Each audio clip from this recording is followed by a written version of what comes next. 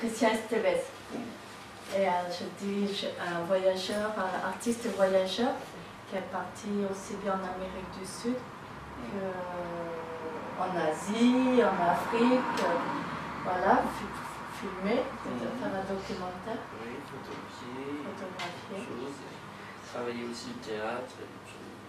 Et a vécu longtemps en Équateur, et là il animait des cours de théâtre. Et donc aujourd'hui, et alors dans le cas des TZA, il expose aussi au Delta des photos de concerts en fait prises pendant les Transat-Arènes. Les Transat-Arènes. Il est aussi journaliste et photographe de foot féminin. Il expose au Diablotin aussi. Et il expose au Diablotin aussi, toujours les mêmes photos de... Là, ce sont des concerts parisiens. Des concerts parisiens. Et donc aujourd'hui, voilà, il va nous lire le conte que j'ai traduit, Le rêve de celui qu'on traitait comme un arabe, de José María Arguedas. Voilà, merci. Le rêve de celui qu'on traitait comme un larbin. Un homme de toute petite taille se dirigeait vers la propriété de son patron. C'était un cerf qui allait prendre son service, son travail de larbin, de domestique dans la grande résidence. Il était petit, chétif, d'apparence misérable, tout pitoyable en somme, avec de vieux vêtements usés. Le grand seigneur, le patron de la hacienda, éclata de rire quand le petit homme le salua depuis le portail de la propriété. « Mais qu'est-ce que tu es? Un homme ?» interrogea-t-il devant tous ses domestiques. Le larbin servile ne répondit pas. Craintif, le regard comme absent, il restait immobile. « Voyons voir, » dit le patron. « Tu sais tout de même laver des casseroles et te servir d'un balai avec ces mains qui n'ont l'air de rien. Emmenez-le, emportez-moi cette chose, » ordonna-t-il au majordome de la maison. Le larbin fit une génuflexion pour lui baiser les mains, et en courbant l'échine, suivit le majordome à la cuisine.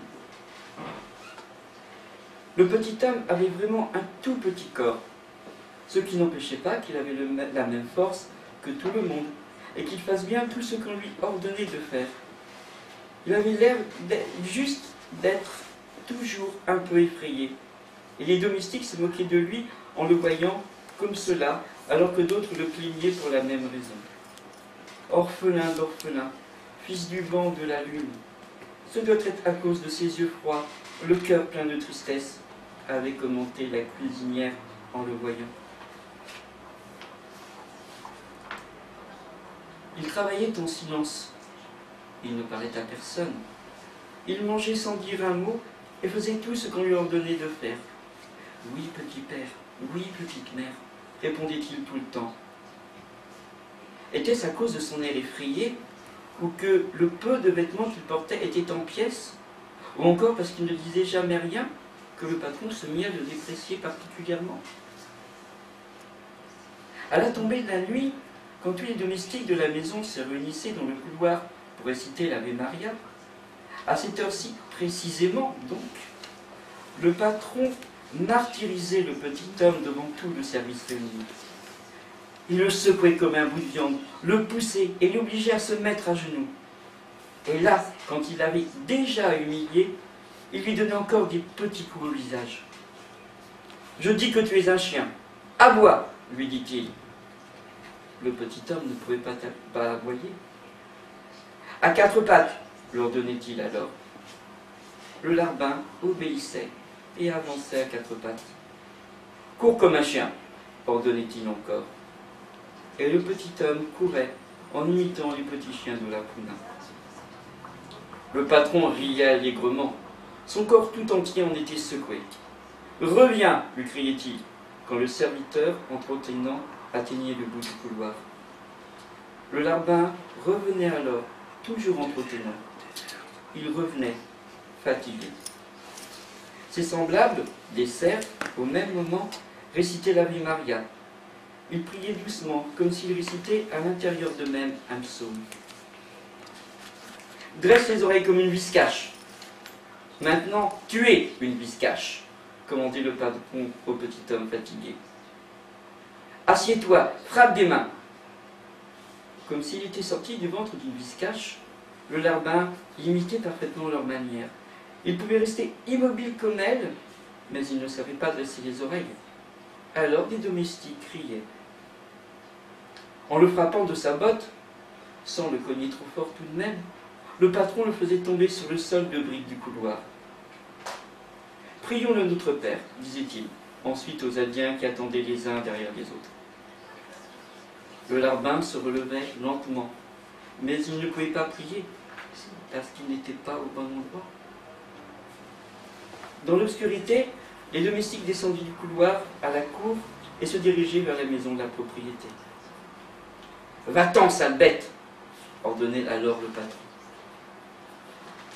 Et c'était tous les jours la même chose.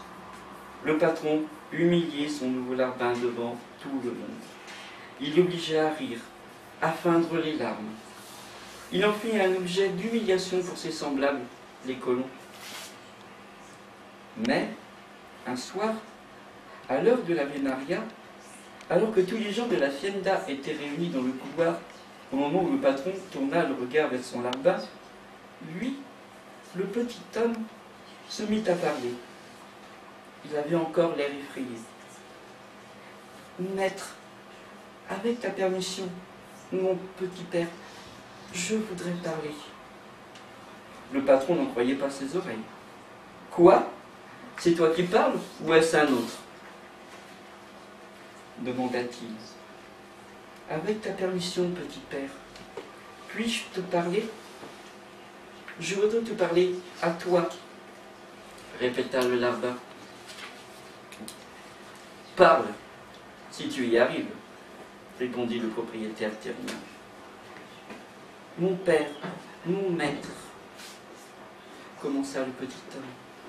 J'ai rêvé cette nuit que nous étions morts tous les deux, toi et moi, que nous étions morts ensemble.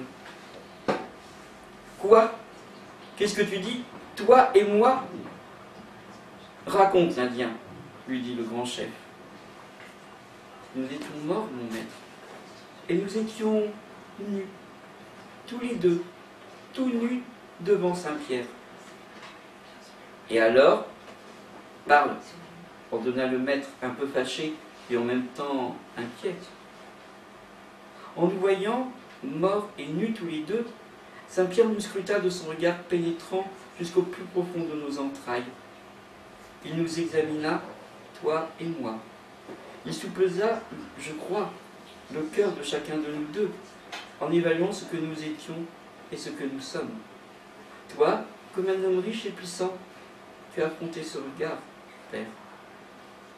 Et toi, je ne peux pas savoir comment j'étais, mon Seigneur. Je ne peux pas savoir ce que je vaux. Bon, continue. Alors Saint-Pierre dit que le plus bel ange vienne et qu'il soit accompagné d'un autre ange, plus petit, mais aussi beau. Que le petit ange apporte avec lui une coupe en or remplie de sirop de cassonade. Et alors, les autres domestiques indiens étaient tout oui. Ils écoutaient le larbin attentivement, un peu effrayés. Mon maître, à peine Saint-Pierre eut fini, qu'un ange plus resplendissant que le soleil apparut. Il avança lentement jusqu'à Saint-Pierre. Derrière lui s'avança un autre ange, plus petit, beau comme une lumière douce dans un champ de fleurs. Il portait une coupe en or. Et alors, répéta le patron. Saint-Pierre ordonna alors, toi, le grand ange, recouvre cet homme du sirop de la coupe en or, que tes mains soient aussi douces et légères qu'une plume en passant sur son corps. L'auguste ange fit comme il lui était ordonné. Il recouvrit ton corps de sirop, de la tête aux pieds, et tu étais là, resplendissant dans la lumière, comme en or. Comme cela doit être, commenta le patron. Et il rajouta, et toi, alors que tu étais là, resplendissant, Saint-Pierre ordonna à nouveau, Maintenant, faites venir celui qui vaut le moins, l'ange le plus ordinaire de tous. Que cet ange apporte avec lui dans un pot des excréments humains. Et un vieil ange boiteux, aux ailes tout chiffonnées, se présenta devant Saint-Pierre. Il semblait fatigué, les ailes tombantes, et portait un grand pot. « Et toi, le vieux, dit Saint-Pierre, en s'adressant à cet ange pitoyable, recouvre le corps de ce petit homme des excréments que tu as remenés dans ce pot. Recouvre-le comme tu le peux. Allez. » C'est ainsi que de ses mains noueuses, le vieil ange me badigeonna tout le corps, comme il le put, de la merde que contenait le pot, qu'on me recouvre de terre les murs d'une maison ordinaire.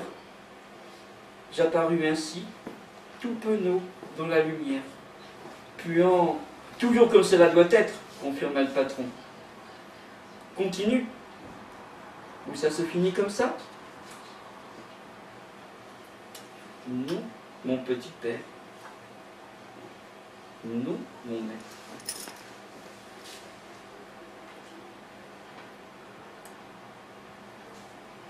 Comme auparavant, bien que d'une toute autre manière, nous étions de nouveau face à face, toi et moi devant Saint-Pierre. Il nous regarde de nouveau longuement, de son regard qui voit tout. Je ne sais pas jusqu'où il pénétra en nous, mêlant le jour et la nuit, l'oubli et les souvenirs. Il dit enfin, tout ce que les anges avaient à faire est fait. Maintenant, léchez-vous l'un et l'autre, réciproquement, lentement, longuement. À ce moment-là, le vieil ange se mit à rajeunir. Ses ailes retrouvèrent leur couleur d'origine et leur vigueur. Et Saint-Pierre le chargea de veiller à ce que sa volonté s'accomplisse.